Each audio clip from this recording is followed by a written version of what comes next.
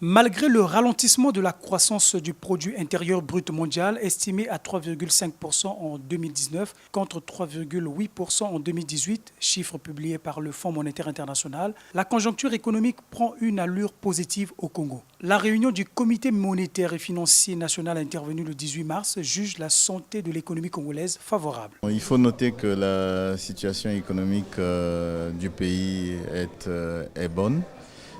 Nous avons eu en 2018 une croissance qui va se poursuivre en 2019, donc à la faveur d'un certain nombre d'hypothèses que nous avons faites.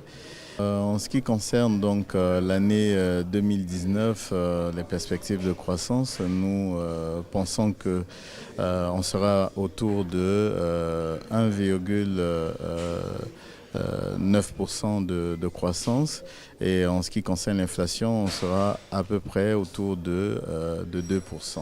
Au-delà des signaux positifs évoqués, le secteur bancaire n'a pas encore la capacité suffisante de financer normalement les entreprises. Le Conseil national du crédit le confirme. Nous avons effectivement fait le constat que le financement bancaire n'est pas encore au niveau qui permet d'assurer un financement des PME, et des difficultés ont été évoquées.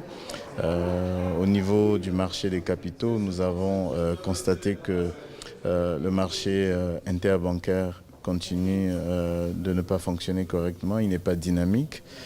Et les banques ne se font pas mutuellement confiance.